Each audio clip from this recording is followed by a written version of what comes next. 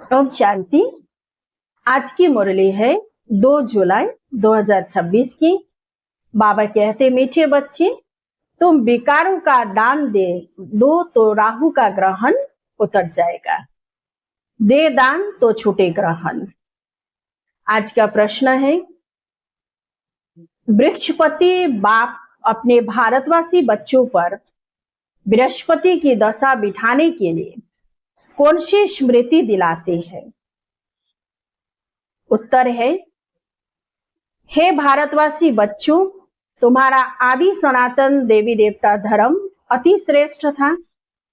तुम सर्वगुण संपन्न 16 कला संपूर्ण थे। तो मुझ सागर के बच्चे काम चिता पर बैठ काले हो गए हो, ग्रहण लग गया है। अब मैं तुम्हें फिर से गोरा बनाने आया हूं। यह स्मृति आने से बृहस्पति की दशा बच जाती है। आज का गीत है ओम नमः शिवाय। ओम शांति। यह किसकी महिमा सुनी? बेहद के बाप की। ऊंचते ऊंच बाप परमपिता परमात्मा ही है। लौकिक बाप के लिए तो सब नहीं कहेंगे। बच्चे जानते हैं सब आत्माओं का पारलौकिक बाप वह है ऊंचते ऊंच। उनका नाम ही है शिव। बिगर नाम रूप के तो कोई चीज होती नहीं। इस समय सबको राहु का ग्रहण लगा हुआ है, इसलिए इनको आयरन एजिड वर्ल्ड कहा जाता है। दशाएं भी होती है, बृहस्पति की दशा, शुक्र की दशा। अब तुम्हारे ऊपर है बृहस्पति की दशा, जिसकी महिमा सुनी ऊंचते ऊंच भगवान शिव बाबा। उनका असूल नाम है शिव। बाकी किस्म किस्म के अनेक नाम रख दिए हैं, तो असूल नाम है शिव बाबा। बाप समझाते हैं, मैं बीज रूप चैतन्य हूँ। सच्चित कहते हैं, फिर कहते वह सुख का सागर है, आनंद शांति का सागर है। महिमा सारी उस एक की ही है। भारतवासी महिमा गाते हैं परंतु समझते कुछ भी नहीं, एकदम पत्थर बुद्धि हो गए हैं। पत्थर बुद्धि किसने बनाया? रावण ने। सतयुग में भारतवासियों पत्थर पारस बुद्धि थे। आज से 5000 वर्ष पहले यह भारत पारसपुरी था, जिसमें देवी देवता रहते थे। भारत की अविनाशी खंड गाया हुआ है। भारत में ही पारस बुद्धि देवता थे। इस समय पत्थर बुद्धि पतित रहते हैं। पतित कैसे बनते हैं यह भी बाप ने समझाया है। द्वापर से जब काम सीता पर बैठे हैं तो काले बन जाते हैं। काम अग्नि में सब भस्म हो गए हैं। उसमें भी खास भारत की बात है। भारत में पारस बुद्धि देवताओं का राज्य था। तो बाबा कहते उनको विष्णुपुरी राम राज्य भी कहा जाता था। यह बाप आकर बताते हैं, मीठे मीठे लाडले बच्चों, जब तुम सतयुग में थे सर्वगुण संपन्न थे। यह तुम्हारी महिमा है। वहां विकार होते नहीं। द्वापर से रावण 5 विकारों का राज्य शुरू हुआ, तो राम राज्य बदलकर रावण राज्य होता है। अभी ग्रहण लगा हुआ है, बिल्कुल ही भारत काला हो गया है। बृहस्पति की दशा सबसे अच्छी होती है। भारत पर बृहस्पति की दशा सतयुग में थी। फिर त्रेता में शुक्र की दशा 2 कला कम हो गई है, उसको कहा ही जाता है सिल्वर एज। फिर द्वापर कलयुग आया, सीढ़ी उतरते आए, शनिचर की दशा हुई। इस समय सब पर राहु की दशा है। सूर्य को ग्रहण लगता है तो कहते ना, दे दान छूटे ग्रहण। अब रूहानी बाप बच्चों को समझाते हैं, यह है रूहानी ज्ञान। यह कोई शास्त्रों का ज्ञान नहीं है। शास्त्रों के ज्ञान को भक्ति मार्ग कहा जाता है। सतयुग त्रेता में भक्ति होती नहीं। ज्ञान और भक्ति फिर है वैराग्य, अर्थात इस पुरानी दुनिया को छोड़ना होता है। यह है शूद्र वर्ण। विराट रूप दिखाते हैं। ब्राह्मण, देवता, क्षत्रिय, वैश्य, शूद्र, यह भारत की ही कहानी है। विराट रूप बनाते भी है, परंतु पत्थर बुद्धि समझते नहीं। पत्थर बुद्धि क्यों है? क्योंकि पतित है। भारतवासी ही पारस बुद्धि थे, संपूर्ण निर्विकारी थे। आज से 5000 वर्ष पहले भारत स्वर्ग था और कोई खंड नहीं था। यह बात समझाते हैं। यह राज्यों कौन सिखाते हैं? शिवाचार्य। यह है ज्ञान का सागर। कोई मनुष्य को ज्ञान का सागर, सर्व का पतित पावन नहीं कह सकते हैं। सर्व का लिबरेटर एक ही बाप है।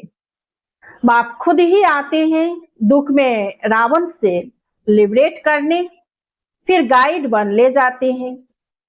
उनको रूहानी पंडा कहा जाता है। बाप कहते मैं तुम सर्व आत्माओं का पंडा हूं, सबको वापिस ले जाऊंगा। मेरे जैसा गाइड कोई होता नहीं। कहते भी है God father is liberator, guide blissful. सबके ऊपर रहम करते हैं, क्योंकि सब सागर के बच्चे काम चिता पर बैठ जल मरे हैं।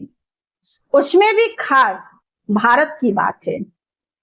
बात कहते तुम 16 कला संपूर्ण निर्विकारी थे। अब काम चिता पर बैठ तुम क्या बन गए हो? अब फिर बाप आए हैं। बृहस्पति बाप आकर मनुष्य मात्र पर बृहस्पति की भी दशा बिठाते हैं। खास भारत आम विश्व पर इस समय राहु का ग्रहण लगा हुआ है। बाप कहते हैं मैं ही आकर भारत की खास दुनिया की आम गति सदगति करता हूं।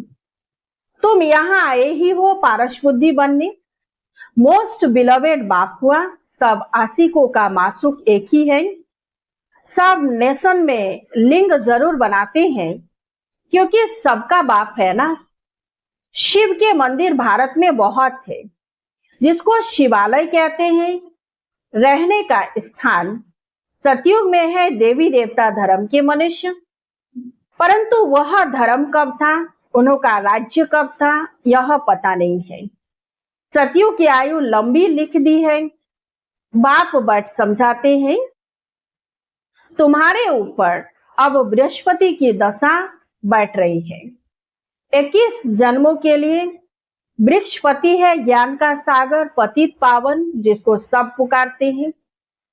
तुम माता पिता, हम बालक तेरे, सब उनकी महिमा करते हैं।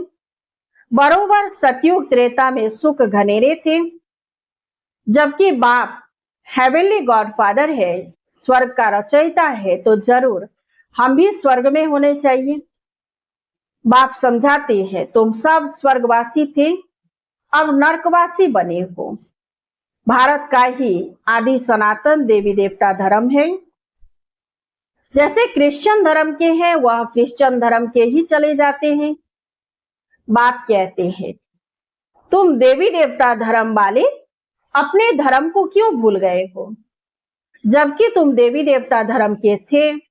बाप स्मृति दिलाते हैं तुम्हारा सबसे श्रेष्ठ धर्म कर्म था। अभी तुम नीच, पापी, कंगाल बन गए हो। तुम हो ही देवताओं के पुजारी, फिर अपने को हिंदू क्यों कहलाते हो?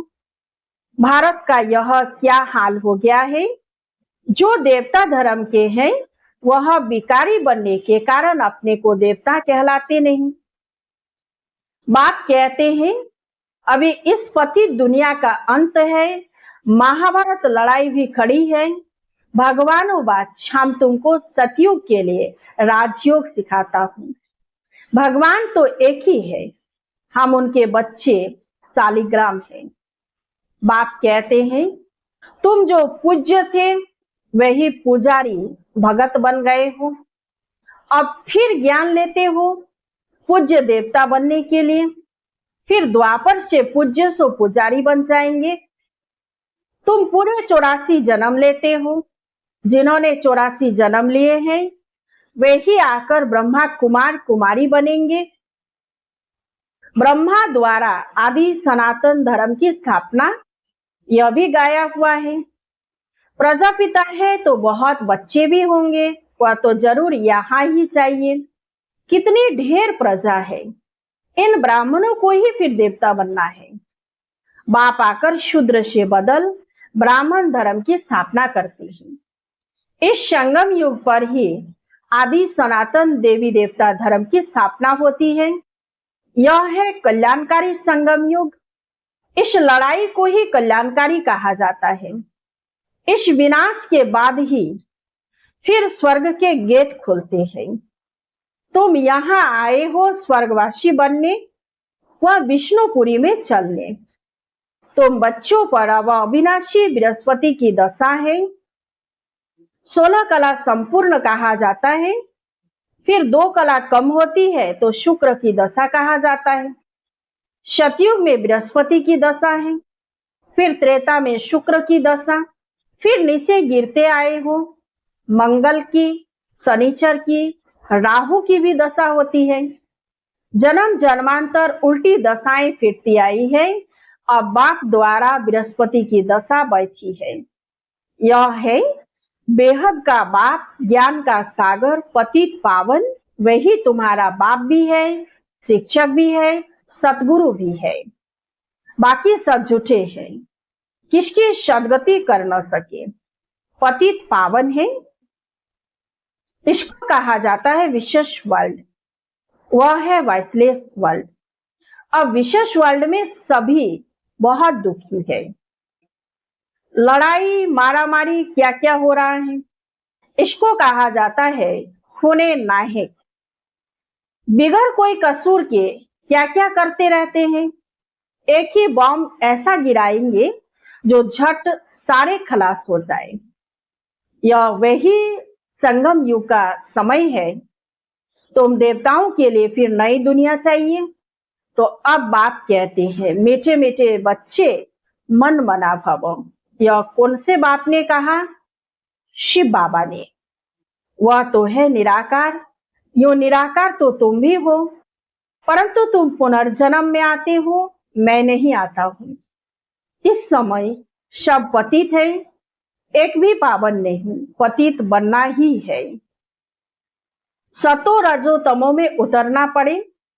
इस समय सारा झाड़ जर्जरीभूत अवस्था को पाया हुआ है। दुनिया बिल्कुल पुरानी हो गई है। अब फिर से उनको नया बनाना पड़े। पतित दुनिया में देखो मनुष्य कितने हैं। पावन दुनिया में बहुत थोड़े राज्य करते हैं। एक ही धर्म और कोई धर्म नहीं था। भारत को ही हेवन कहा जाता है। गाया जाता है, घट में ही सूर्य, घट में ही चंद्रमा। सतयुग में 9 लाख होंगे, पीछे फिर वृद्धि होती है। पहले बहुत छोटा फूलों का झाड़ होता है। कांटों का कितना बड़ा फॉरेस्ट है। दिल्ली में मुगल गार्डन देखो कितना अच्छा है। उससे बड़ा कोई गार्डन नहीं। फॉरेस्ट देखो कितना बड़ा होता है। सतयुगी गार्डन भी बहुत छोटा है, फिर वृद्धि को पाते पाते बड़ा होता जाता है। अभी तो कांटों का जंगल हो गया है।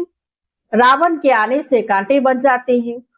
यह है कांटों का जंगल। आपस में लड़ते हैं तो एक दो को मारते हैं। कितना क्रोध है, बंदर से भी बदतर कहा जाता है। तो बाप कहते, मेरे लाडले बच्चे, तुम्हारे ऊपर अभी बृहस्पति की दशा है। अब दे दान तो छूटे ग्रहण। संपूर्ण निर्विकारी अब यहाँ बनना है। फिर यह शरीर छोड़ जाकर शिवालय में आ जाएंगे। शिवालय में बहुत सुख होता है। देवी देवताओं का राज्य है। सतयुग को कहा जाता है शिवालय, कलयुग को कहा जाता है वेश्यालय। यह वेश्यालय रावण ने स्थापन किया है। अब बाप कहते हैं, पतित से पावन बनना है। कैसे बनेंगे? क्या त्रिवेणी में, गंगा में स्नान करने से पावन बन जाएंगे? यह तो जन्म जन्मांतर करते आए हो। करोड़ों मनुष्य जाकर स्नान करते हैं। बहुत नदियां, नाले, तालाब आदि है, जहां पानी देखते हैं जाकर स्नान करते हैं, क्योंकि अपने को पतित समझते हैं। अब पारसनाथ तुम्हारी पारस बुद्धि बना रहे हैं, तो ऐसे पारसनाथ बाप को कितना प्यार से याद करना चाहिए। अच्छा, मीठे मीठे सिकिलधे बच्चों प्रति माता पिता बाप दादा का याद प्यार और गुड मॉर्निंग। रूहानी बाप की रूहानी बच्चों को नमस्ते। हम रूहानी बच्चों की रूहानी बाप दादा को याद प्यार और गुड मॉर्निंग, नमस्ते नमस्ते नमस्ते। धारणा के लिए मुख्य सार। 1 नंबर है, इस कांटों की दुनिया से फूलों के बगीचे में जाने के लिए जो भी कांटे यानी विकार है उन्हें निकाल देना है। पारस बनाने वाले बाप को बड़े प्यार से याद करना है। 2 नंबर, इस कल्याणकारी संगम युग पर शूद्र से ब्राह्मण सो देवता बनने का पुरुषार्थ करना है। राहु के ग्रहण को उतारने के लिए विकारों का दान देना है। आज का वरदान, संगम युग पर हर कर्म कला के रूप में करने वाले 16 कला संपन्न भव। अब सुनते विस्तार से। संगम युग विशेष कर्म रूपी कला दिखाने का युग है। जिनका हर कर्म कला के रूप में होता है, उनके हर कर्म का व गुणों का गायन होता है। 16 कला संपन्न अर्थात हर चलन संपूर्ण कला के रूप में दिखाई दे। यही संपूर्ण स्टेज की निशानी है। जैसे साकार के बोलने चलने सभी में विशेषता देखी तो यह कला हुई। उठने बैठने की कला, देखने की कला, चलने की कला थी। सभी में न्यारापन और विशेषता थी। तो ऐसे फॉलो फादर कर 16 कला संपन्न बनो। आज का स्लोगन, पावरफुल वह है जो फौरन परख कर फैसला कर दे। पावरफुल वह है जो फौरन परख कर फैसला कर दे। अब वक्त इशारे। ज्वाला स्वरूप स्थिति में रह शक्तिशाली याद का अनुभव करो। आप बच्चों का योग जब ज्वाला स्वरूप शक्तिशाली होगा तब पवित्रता की अग्नि सेकंड में विश्व के कीचड़े को भस्म कर सकेगी। पवित्रता की यह शक्ति महान शक्ति है। अंत में जब आप संपूर्ण पवित्र हो जाएंगे तब आपके श्रेष्ठ संकल्प के लगन की अग्नि से यह सब कीचड़ा भस्म हो जाएगा। अच्छा, ओम शांति।